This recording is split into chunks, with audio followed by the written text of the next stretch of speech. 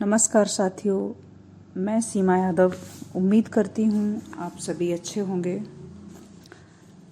शुरू करते हैं मैला आंचल का अंतिम भाग। डॉक्टर नज़रबंद है। जेल अस्पताल के एक सेल में उसे रखा गया है। हर सप्ताह कोई न कोई ऑफिसर आकर उसे घंटों परेशान करता रहता, प्रश्न पूछता। डॉक्टर का कोई संबंध प्रमाणित करने के लिए पुलिस जी तोड़ परिश्रम कर रही है कि कहीं न कहीं से कोई ऐसा सबूत मिले कि ये नेपाली साबित हो जाएं।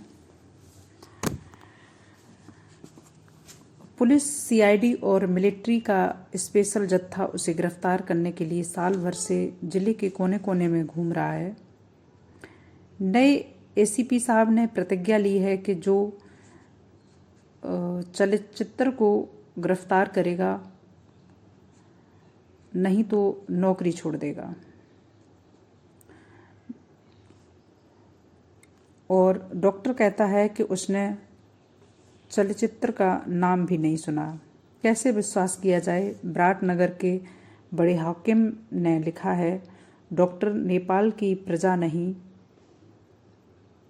बंगाल वालों का जवाब आया है। बंगाल से उसका कोई संबंध नहीं तो आखिर कहाँ का आदमी है? पुरानी फाइलों को उलटने से बातें और भी उलझ जाती हैं। अजब झंझट है। उधर विधानसभा में सवाल पूछा गया है, डॉक्टर को क्यों नज़रबंद किया गया? बड़ी मुश्किल है। एसीपी साहब बहुत कड़े आदमी हैं। जेल में दाखिल होने के बाद डॉक्टर को लगा इसकी बहुत बड़ी आवश्यकता थी। जेल अस्पताल का यह सेल, ऑफिसरों का आना जाना और पूछताछ 15-20 दिनों के बाद ही बंद हो गई।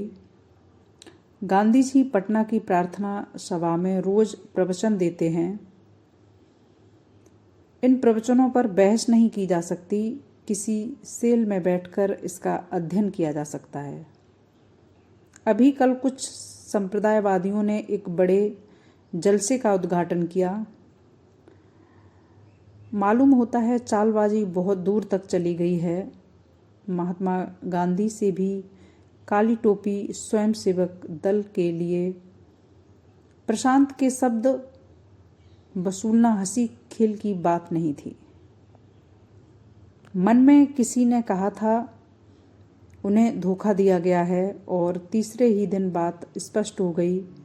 गांधी जी ने बयान में कहा, इस संस्था के संचालकों ने मेरे पास अपनी संस्था का उद्देश्य छिपाया। इसका मतलब हुआ उनकी आत्मा कहती है कि वे असत्य मार्ग पर हैं।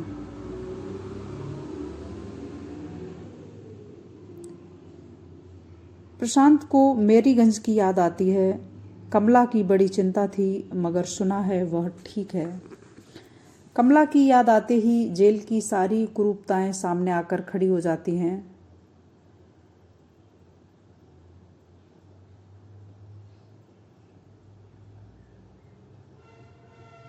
डॉक्टर साहब, असिस्टेंट जेलर साहब आए हैं। ब्रह्म समाज मंदिर के सेक्रेटरी आए हैं। आपका भांजा बीमार है। आपसे उसके इलाज के बारे में कुछ सलाह लेने आए हैं। जेलर साहब आपको बुला रहे हैं।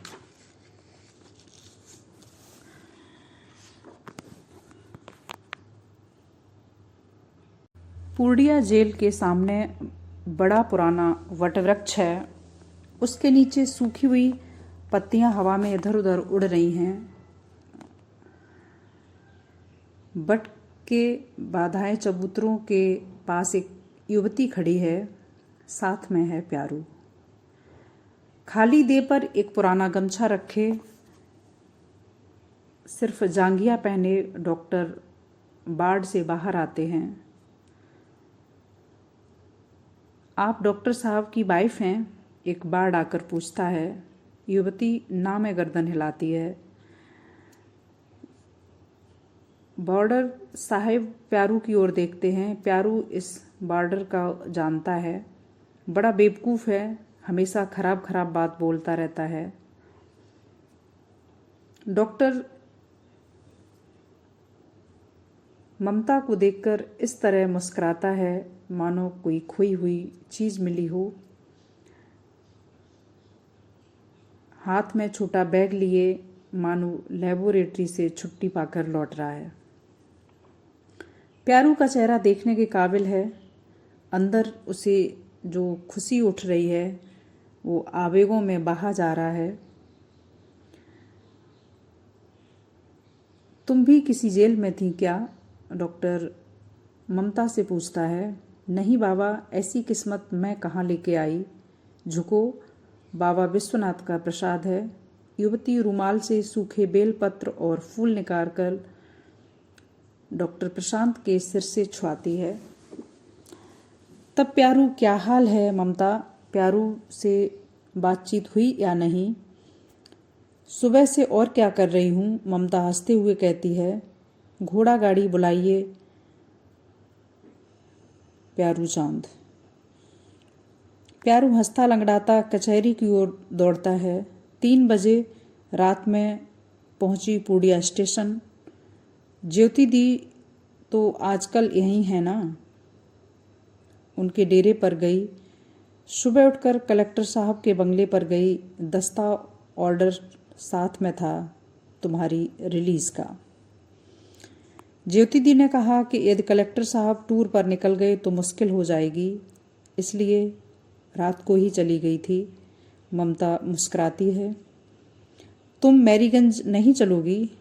क्यों नहीं, मैंने 15 दिन की छुट्टी ले ली है। एसीपी साहब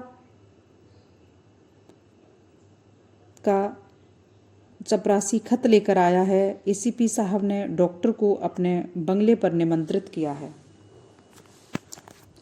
तहसीलदार साहब अब नीचे नहीं उतरते हैं। वो दिन भर ताड़ी के नशे में ऊपर ही पड़े रहते हैं, कभी होश भी नहीं रहता। बोलते हैं मेरा तो मगज ही काम नहीं करता है, क्या करूं। कमली की माँ दरवाज़ा कभी नहीं खोलती। कुएं की ओर खुलने वाला दरवाज़ा कभी कभी खोलती हैं। कमरे के अंधकार में एक कोने में एक छोटा सा दीप जल रहा है। कमली की गोदी में उसका शिशु कपड़े में लिपटा सो रहा है। कमली कजरोटी में काजल पार रही है। अचानक से एक मोटर की आवाज़ आती है। चलते समय ममता की नज़र बचाकर प्यारू ने डॉक्टर के हाथ में एक लिफाफा दिया। आगे ड्राइवर की बगल में बैठा हुआ प्यारू कभी कभी गर्दन उलटकर पीछे की ओर देखता है। डॉक्टर साहब चिट्ठी पढ़ रहे हैं। प्राणनाथ। कमला की चिट्ठी है, 1 सप्ताह पहले की। प्राणनाथ, पता नहीं समय पर यह पत्र तुमको मिले या नहीं, देर या सवेर, कभी भी मेरी यह चिट्ठी तुम्हें मिल ही जाएगी। मुझे पूरा विश्वास है तुम मेरे पास दौड़े आओगे। तुम जानते हो अब मुझे डर लगने लगा है। तुम्हारा कैसे लिखूं? माँ कहती हैं यदि तुम किसी तरह बाबा को लिख दो या मालूम करा दो कि मेरी होने वाली संतान के तुम पिता हो तो मैं जी जाऊंगी। विश्वास नहीं करती माँ, बाबूजी अब एकदम पागल हो गए हैं। न जाने कब क्या हो। तुम्हारी किताबों ने मुझे बहुत कुछ सिखाया है। मुझे कितना बड़ा सहारा मिला है तुम्हारी किताबों से, लेकिन अब एक नई किताब चाहिए जिसके पृष्ठ पृष्ठ पर लिखा हो कमला।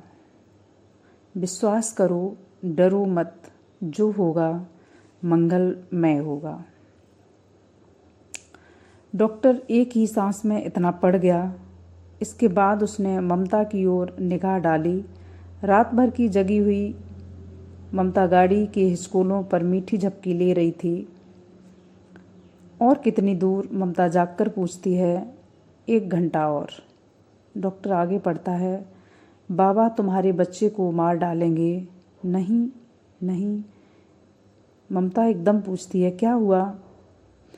डॉक्टर ममता के हाथ में पत्र देकर बाहर की ओर देखता है।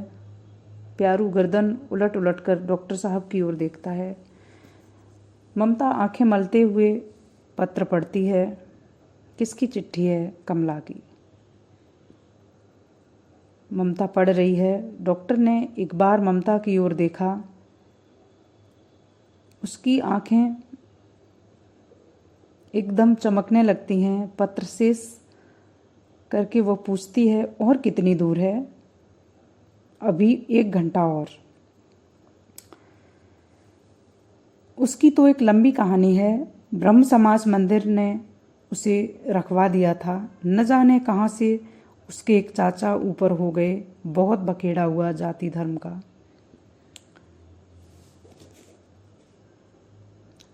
मैंने मेडिकल गजट में तुम्हारी रिपोर्ट दे दी है। एक संक्षिप्त रिपोर्ट है जंगली जड़ी बूटी और यहाँ के गांव में प्रचलित टोटके के बारे में। तुम्हारी चिट्ठियों से सार्ट करके लिख दिया, लेकिन मैंने तो फैसला कर लिया है, रिसर्च असफल होने की घोषणा कर दूंगा। कोई रिसर्च कभी असफल नहीं होता डॉक्टर। तुमने कम से कम मिट्टी को तो पहचाना है। मिट्टी और मनुष्य से मोहब्बत छोटी बात नहीं। डॉक्टर ममता की ओर देखता है एकटक। ममता बाहर की ओर देख रही है। विशाल मैदान, वंध्या धरती। यही है वह मशहूर मैदान, नेपाल से शुरू होकर गंगा किनारे तक, वीरान धूमिल अंचल। मैदान की सूखी हुई दूबों में चरवाहों ने आग लगा दी है। पंक्तिबद्ध दीपों जैसी लगती है दूर से। भर की आवाज़ होती है। सुमित दास अभी ट्रैक्टर क्यों चला रहा है? कहाँ ले जा रहा है? ड्राइवर से पूछो तो। तहसीलदार साहब 2 मंजिल की छत से पुकारते हैं। ट्रैक्टर नहीं, मोटर है। कौन सी मोटर? डॉक्टर की। कौन डॉक्टर? तहसीलदार साहब हाथ में बंदूक लेते हैं। सुमित दास थर थर काँपते हुए कहता है, दुआई हो महाराज, ऐसा काम मत कीजिए, अपने डॉक्टर बाबू आए हैं। ऐसा काम नहीं करूं तो तब क्या करूं? प्यारू पुकारता है, मौसी। कौन? प्यारू माँ दरवाजे की फाँक से कहती है, क्या है, डॉक्टर बाबू आए हैं। कमली सौर गृह में बैठी है। उसका नन्हा सा बच्चा रोता है। ममता जल्दी से किवाड़ के पास जाकर कहती है, किवाड़ खोलो मौसी, मैं हूँ ममता। खोलो तो। किवाड़ के पल्ले खुल जाते हैं। ममता सौर गृह के अंदर चली जाती है। डॉक्टर अकेला चुपचाप खड़ा है।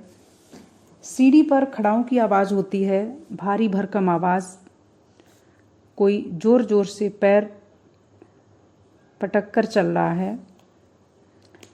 कौन है डॉक्टर? तहसीलदार साहब चिल्लाते हैं। आइए बैठिए डॉक्टर बाबू। सुमित दास मसूड़े निकालकर हंसते हुए कहता है, नहीं सुमित दास, इससे पूछो कहाँ आया है, किसके यहाँ आया है, क्या करने आया है, आदि आदि।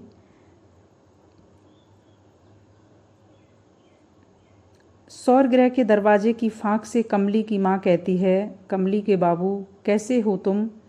जमाई को? क्या जमाई को? अपने जमाई को क्यों नहीं कहती हो? यह मेरा पैर छूकर प्रणाम कहाँ करता है। डॉक्टर तहसीलदार की चरण धूली लेता है। तहसीलदार साहब अचानक फूट कर रो पड़ते हैं। डॉक्टर को बाहों में जकड़कर रोते हैं, मेरा बेटा, मेरा बेटा। सुबह सुबह पूरे गांव में खबर पहुंचा दी जाती है, कमली की शादी तो पहले ही डॉक्टर बाबू से हो गई थी। तुम लोग तो जानते हो, 5 पंच को जानकर जब जब शादी की बात पक्की हुई, एक न एक विघ्न पड़ गया। इसीलिए काशी के पंडितों ने गंधर्व विवाह कराने को कहा। गंधर्व विवाह की बात किसी को मालूम नहीं होने दी जाती है। यदि बच्चा हो तो सबसे पहले पिता ही देखेगा और तब और कोई। डॉक्टर बाबू आ गए हैं। अब कल छठी के भोज का निमंत्रण देने आया हूँ तुम लोगों को।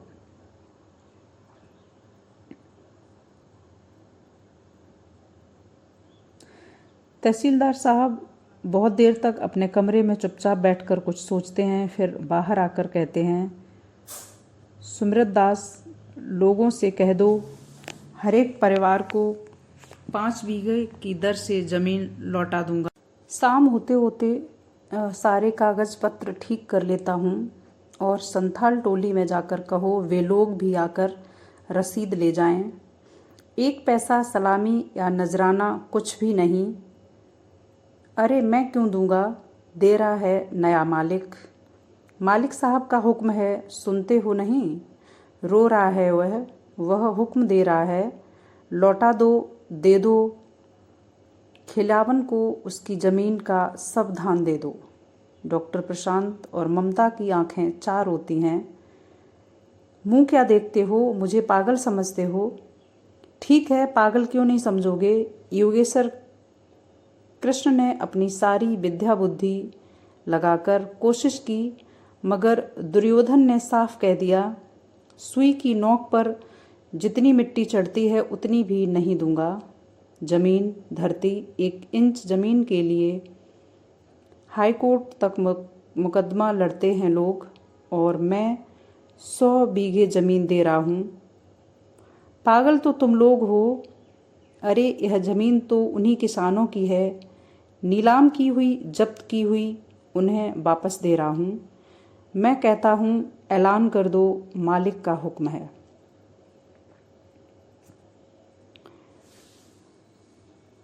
कुमार नीलोत्पल की आज बरही है।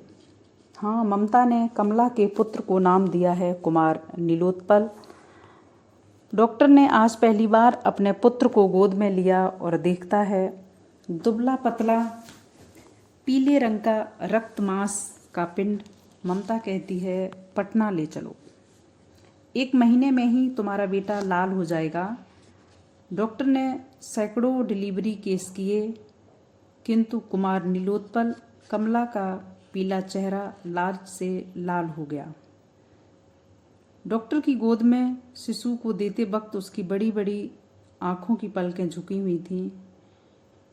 उसके माथे पर सिंदूर का बड़ा सा टीप जगमगा रहा था। अंधेरे में खड़ी सिलहुट जैसी तस्वीर माँ हाथ बढ़ाकर एक भयावनी छाया के हाथ में अपने शिशु को सौंप रही है। डॉक्टर ने अपने बाएं हाथ की उंगलियों से नीलोत्पल के हार्ट की धड़कन का अनुभव किया। आहा, नन्हा सा दिल धुक धुक कर रहा है।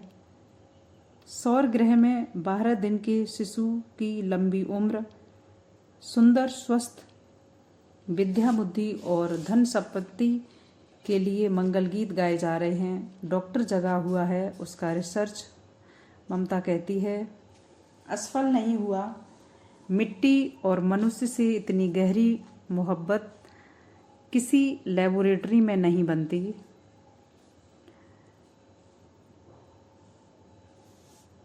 लेबोरेटरी विशाल प्रयोगशाला, ऊंची 4 दीवारी में बंद प्रयोगशाला होती है, लेकिन यहाँ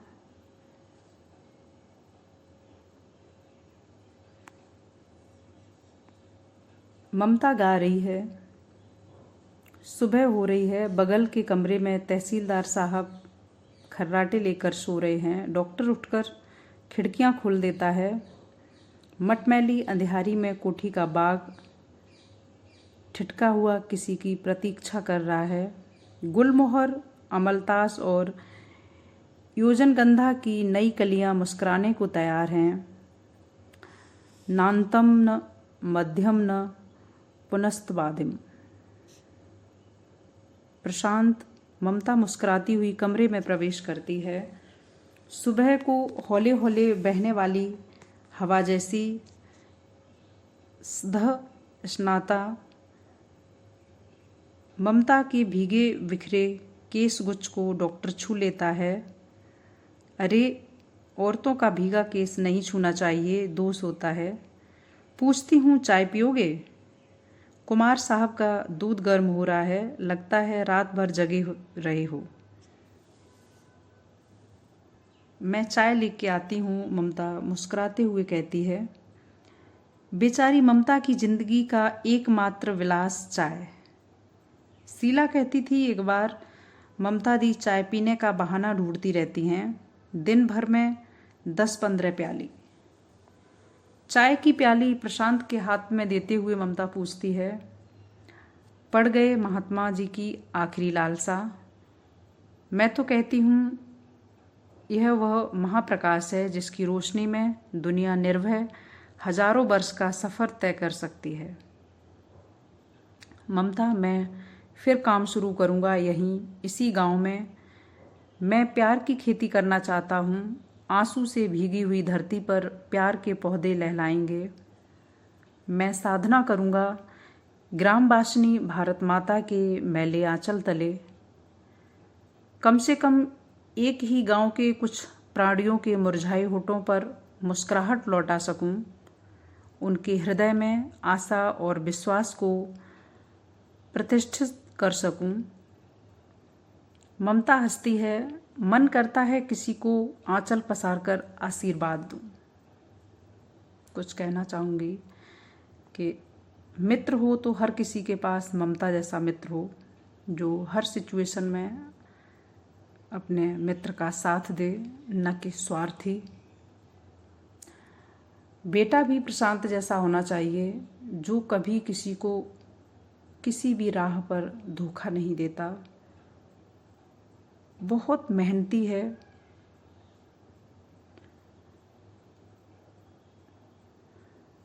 कंटिन्यू करूँगी। मन करता है किसी कर्मयोगी के बड़े हुए चरणों की धूली लेकर कहूँ। कहकर ममता प्रशांत के पैरों की तरफ हाथ बढ़ाती है। ममता, ममता दी, लो इसे दूध फेंकता है। कमली अपने शिशु को गोदी में लेकर हंसती हुई आती है। दो, कैसे फेंकता है, कैसे पिलाती हो? बोतल दो। ममता आलती पालती मारकर बैठ जाती हैं और बच्चे को गोद में ले लेती है। तुमने टैबलेट खा लिया कमला? प्रशांत चुपचाप ममता को देख रहा है। शरत बाबू के उपन्यासों की यह नारी अपने विश्वास पर अडिग होकर आज भी आगे बढ़ रही है। रूप बदल लो, नाम बदल दो, समय बदल दो, जगह बदल दो, पर यह कभी बदल नहीं सकती। यह भारत की नारी है। कमली पूछती है, प्यारू भी पटना चलेगा? हाँ, ममता संक्षिप्त सा उत्तर देती है। नीलू रोता है।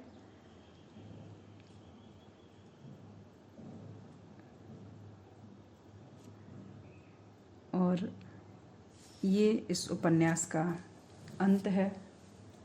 बहुत ही अच्छी कहानी थी। मैंने इसमें से प्रशांत और कमला की कहानी को ही चुना। इसमें बहुत सारा इतिहास, स्वतंत्रता के समय की सभाएं, उसका वक्त, बहुत कुछ दिया गया था, लेकिन सुनने वालों को इसमें आनंद नहीं है, क्योंकि आज लोग कुछ और ही सुनना चाहते हैं, जो मैं तो नहीं बोल सकती हूँ। शायद बहुत सारे चैनल्स हैं जहाँ पे लोग ये सुनते हैं, लेकिन वहाँ सीखते क्या हो?